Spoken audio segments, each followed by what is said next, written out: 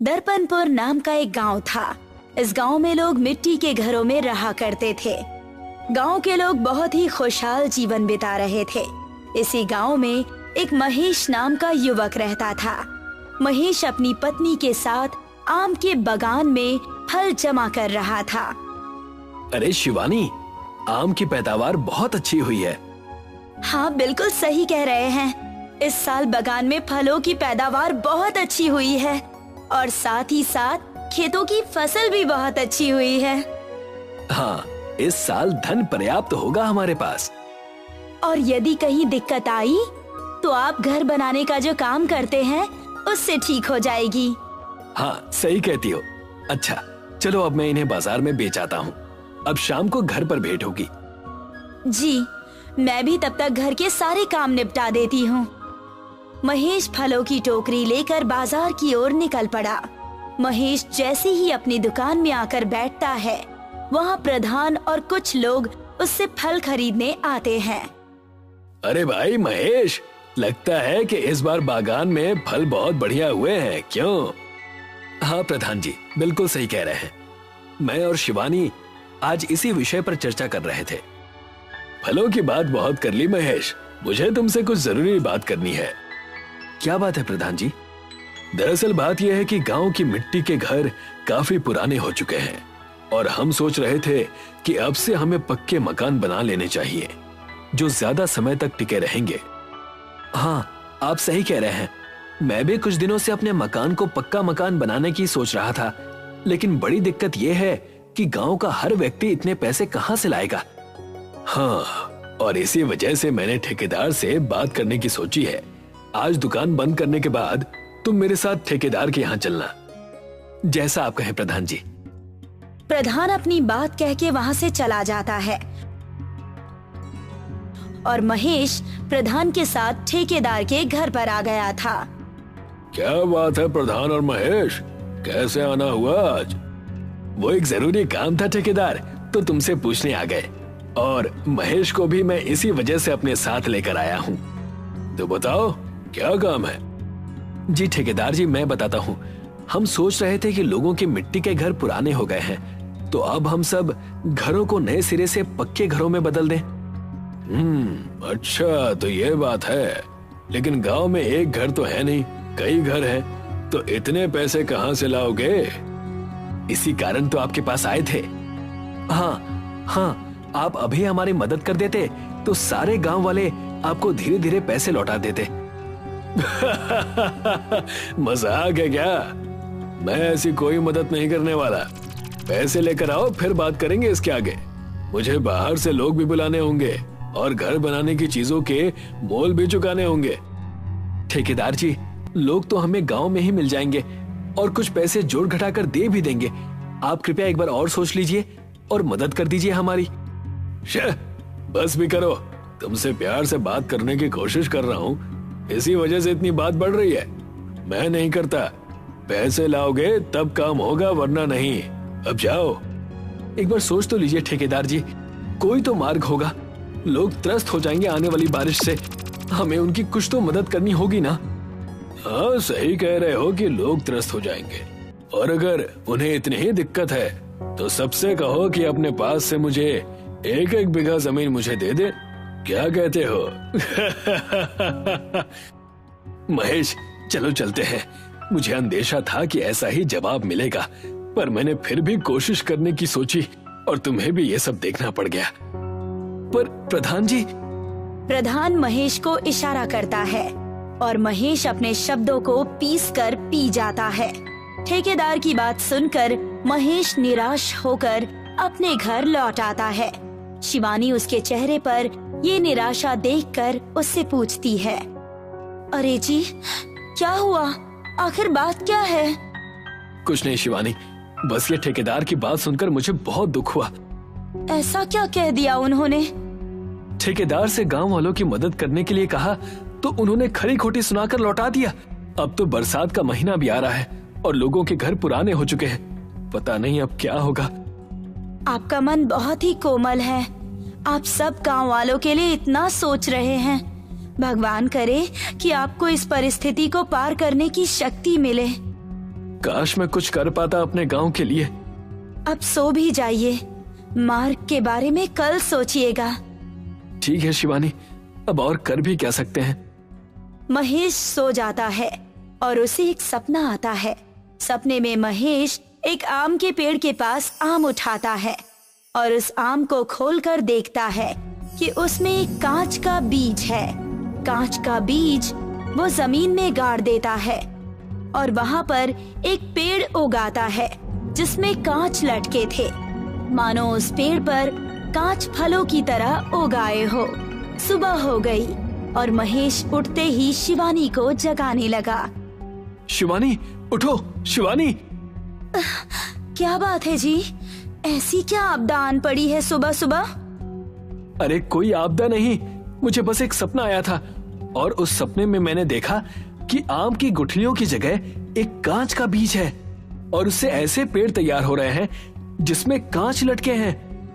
पर ये तो बस एक सपना है जी, आप भी ना। डूबते को तिनके का सहारा जानो। कल ही हमने कोई मार्ग मांगा था, शायद ये वही हो। मैं समझती हूँ कि आप गांव वालों की मदद करना चाहते हैं, पर इस तरह से सपने को सच मान लेना आपकी सेहत के लिए ठीक नहीं है। तुम कुछ भी कहो, पर बस चलो मेरी संतुष्टि के लिए एक बार देख आते हैं। अच्छा जी, ठीक है। आओ चलते हैं। महेश और शिवानी अपने बागान की ओर निकल पड़े। वहाँ पहुँचते ही उन्हें पेड़ पर एक चमकता हुआ कांच का आम देखा। देखा, मैंने कहा था ना तुम्हें, ये सपना जरूर सच होगा। हाँ जी, आप एक काम करिए, आप इस आम को तुरंत तोड़ दीजिए। महेश तुरंत एक पत्थर मारता है और वो कांच का आम नीचे गिर पड़ता है। उस आम को जैसे ही महेश खोलने की कोशिश करता है, वो आम खुल जाता है और उसमें से एक कांच का बीज बाहर निकलता है। देखो शिवानी, हम इसे बो देते हैं, कांच निकलेंगे तो हम उससे लोगों के घर बना देंगे और सारी दिक्कतें खत्म। हाँ जी, बिल्कुल सही कह रहे हैं। इसे कल देखने आ जाएंगे और साथ में सरपंच जी को भी ले आएंगे। दोनों आम के बीज को बो देते हैं और उस पर पानी डालकर चले जाते हैं। वो पौधा तनिक बढ़ जाता है, पर दोनों अपनी खुशी में आगे चले जाते हैं और कल का इंतजार करते हैं। रात बीत गई और नई सुबह आई। महेश के साथ सरपंच जी भी उस बागान में आकर खड़े थे और कांच के पेड़ को देखकर बहुत चक्का रह गए थे। अरे, तुमने तो कहा था कि बीज कल ही बोया है, ये तो पूरा का पूरा पेड़ है। जी प्रधान जी, अब गांव से कुछ लोगों को जोड़कर हम सबके घर बनाना शुरू कर सकते हैं। हाँ, सही कहते हो।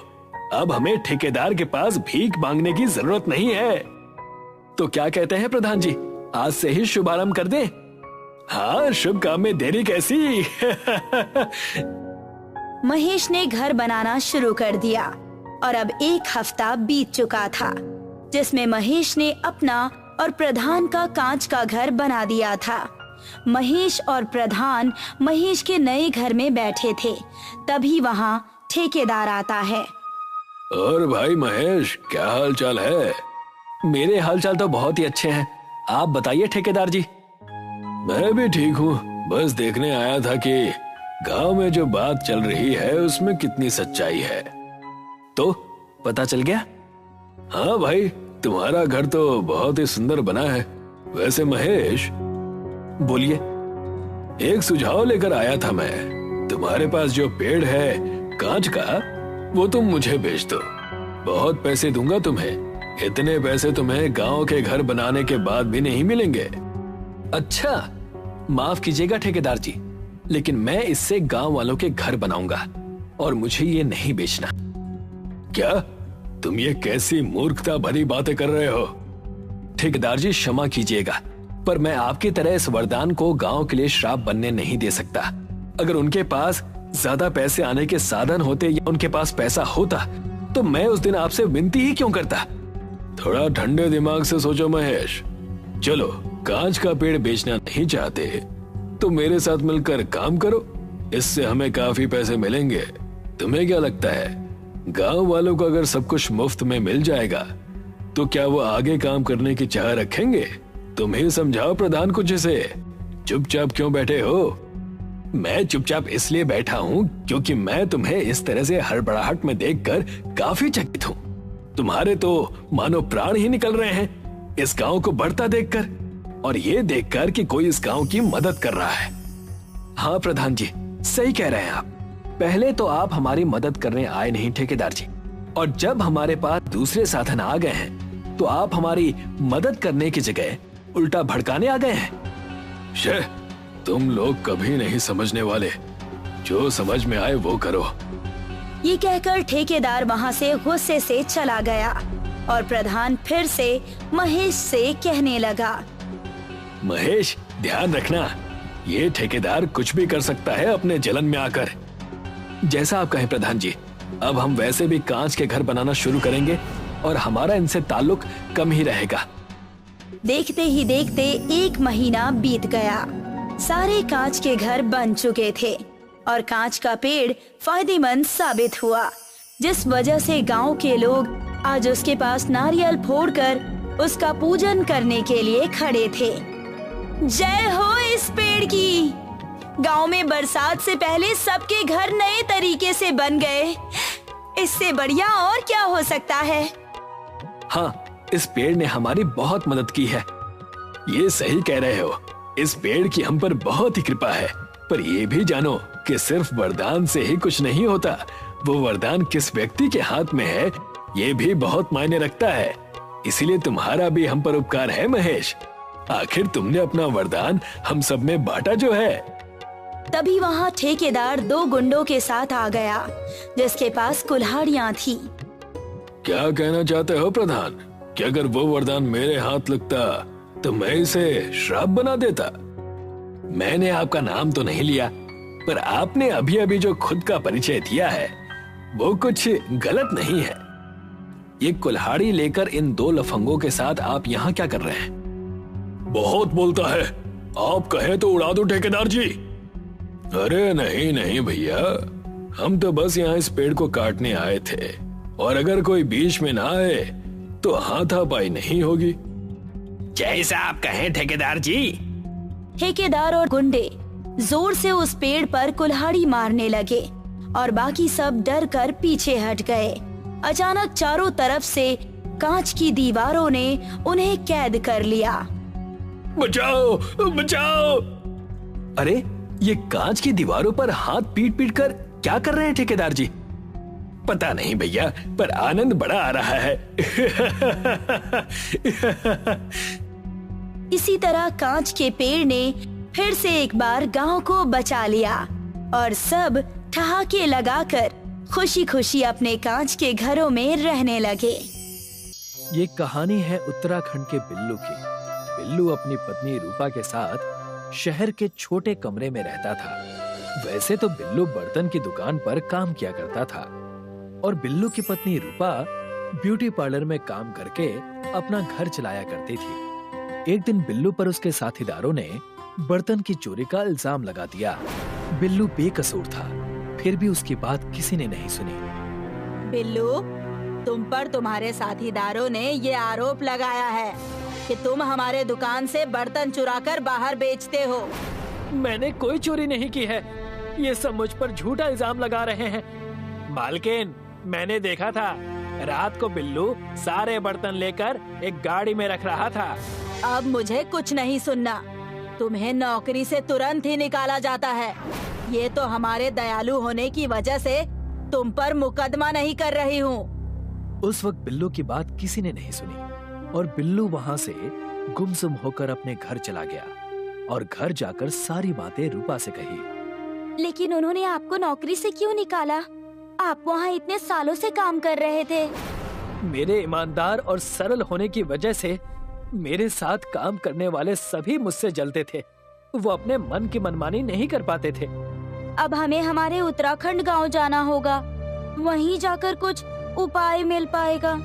तुमने ठीक कहा, वहाँ चलकर हम कोई छोटी मोटी चीज शुरू कर देंगे और वहीं अपना गुजारा करेंगे।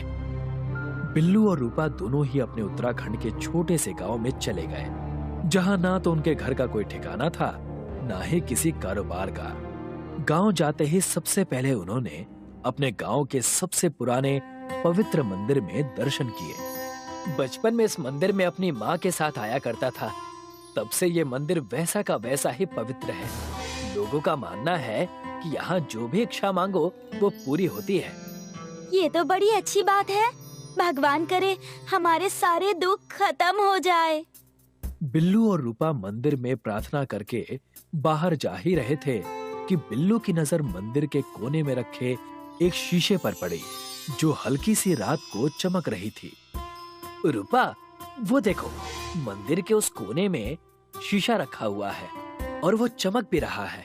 ना तो हमारे पास घर है और ना ही कोई जगह। हम उसका करेंगे भी क्या? हमें यहाँ से चलना चाहिए। रुको, हमें वहाँ चलकर देखना चाहिए। मंदिर में श्रृंगार का क्या काम? उस शीशे को हम बाहर रखवा देते हैं। बिल्लू जैसे ही उस शीशे को उठाकर मंदिर के बाहर ले जाता है, वहाँ एक जोर सी बिजली आती है और उस शीशे से टकराती है। शीशा बिल्लू के हाथ से छूट जाता है। उस बिजली की आवाज से बिल्लू और रूपा बहुत डर जाते हैं। ये सब क्या हो रहा है? रूपा, हमें यहाँ से निकलना चाहिए। हमारी जान को खतरा भी हो सकता है। जल्दी चलिए, रोशनी और ना आ जाए। रूपा और बिल्लू मंदिर के बाहर जाने ही वाले थे कि शीशा और चमकने लगा और देखते ही देखते उसके अंदर से एक बुजुर्ग औरत बाहर आ गई। हे भगवान, मैं ये क्या देख रही हूँ? शीशे के अंदर से कोई कैसे आ सकता है? तुम दोनों घबराओ नहीं, मैं तुम्हें कोई हानि नहीं पहुँचाऊंगी। मैं इस शीशे में मंदिर के श्राप के कारण कैद थी। इस शीशे से मुझे पूरे 20 साल बाद छुटकारा मिला है। लेकिन ये कैसा मजाक है? शीशे के अंदर कोई कैसे कैद हो सकता है? ये बात है 20 साल पहले की, जब तुम भी इस गांव के निवासी थे। गांव में छल कपट और दुष्टता ज्यादा होने की वजह से गांव के पुजारी और गांव वालों ने मिलकर इस जादुई शीशे की नगरी बनाई। तो इस चीज से जो भी छल या कपटी आदमी इस शीशे के सामने खड़ा होता है, तो वो तुरंत ही शीशे की चपेट में आ जाता है। जादुई शीशे की नगरी? लेकिन उसमें कैद कैसे हुई आप? गांव के मंदिर में चोरी होने की वजह से उस वक्त पुजारी ने मुझे जादुई शीशे की नगरी में कैद कर दिया था। तुमने जब मंदिर से शीशा बाहर निकाला तो मैं आजाद हुई। चलो, मैं तुम्हें जादुई शीशे की नगरी में लेकर चलती हूँ। उस बुजुर्ग महिला की बात सुनकर रूपा और बिल्लू उत्साहित हो गए और जादुई शीशे का गांव यानी शीशे की नगरी में जाने की इच्छा जाहिर की। लेकिन हम वहाँ से बाहर कैसे आएंगे? तुम उसकी चिंता मत करो। तुम दोनों पति पत्नी का मन बहुत साफ है। सबसे पहले तुम उस शीशे के सामने खड़े हो जाओ और शीशे के सामने इस मंदिर के चंदन यानी तिलक को अपने सर पे लगाओ और तुम फौरन उस शीशे की दुनिया में चले जाओगे। उस बुजुर्ग महिला की बात सुनकर दोनों ने उस शीशे के सामने उस मंदिर का पवित्र तिलक लगाया। जैसे ही उन्होंने तिलक लगाया, दोनों उस शीशे के अंदर खींचे चले गए। उन्हीं के साथ बुजुर्ग अम्मा भी चली गईं। ये तो सच में शीशे का गांव है। यहाँ तो पेड़ पौधे सब कुछ शीशे का है। ये बड़ी अजीब सी भूल भुलैया है। यहाँ रहना तो बहुत मुश्किल है। बिल्लू और रूपा बात कर ही रहे थे कि वहाँ पर बुजुर्ग अम्मा आ गई। ये है शीशे का गांव। यहाँ उन्हें सजा मिलती है जो दोषी होते हैं, जिन्होंने चोरी चकारी और कई सारे अपराध किए हैं। इसी वजह से मैंने अपने जीवन के 20 साल यहाँ पर निकाले हैं। बिल्लू को बुजुर्ग अम्मा की शीशे के इंसाफ की बात सुनकर अपने शहर में चोरी के इल्जाम की बात याद आती है और तब वो कहता है, क्या ये शीशा मैं शहर लेकर जा सकता हूँ? मैंने अपनी मेहनत से की हुई नौकरी चोरी के इल्जाम में गंवा दी। और हमारे पास शहर के अलावा कोई ठिकाना नहीं है। तुम दोनों के हालात को मैं समझ सकती हूँ। तुम इसे अवश्य ले जा सकते हो। बिल्लू और रूपा अम्मा की बात सुनकर बहुत खुश हो गए। लेकिन यहाँ से निकलने का उपाय क्या है? तुम्हें बस अपने लगाए हुए तिलक को मिटा देना है। शीशे के सामने खड़े होकर तुम तुरंत असली दुनिया में चले जाओगे और जो भी कोई अपराधी अंदर जाएगा उसे बस अपनी गलती कबूल करनी होगी, वो तभी बाहर आएगा। हमें ये चीजें मंजूर हैं। दोनों ने जैसे ही तिलक मिटाया, दोनों अपने असल दुनिया में वापस आ गए और बिल्लू उस शीशे को लेकर फिर से शहर में अपने बर्तन की दुकान पर चला गया। मैंने कहा था ना कि अपना चेहरा दोबारा मुझे कभी मत दिखाना। मुझे चोर नौकर नहीं चाहिए। मालकिन, मैं भी इसी बात का सबूत देने आया हूँ कि मैंने चोरी नहीं की, लेकिन हमें तुमसे कोई सबूत नहीं चाहिए। तुम बस यहाँ से चले जाओ। मालकिन, छोटा मुंह बड़ी बात, लेकिन इंसान को एक बार अपनी सफाई रखने का पूरा हक है।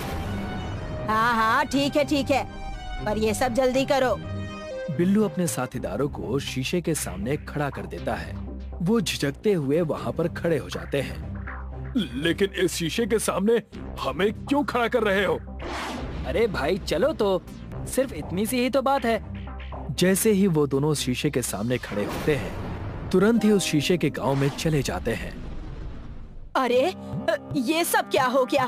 अब ये बाहर कैसे आएंगे? ये सब क्या हो रहा है?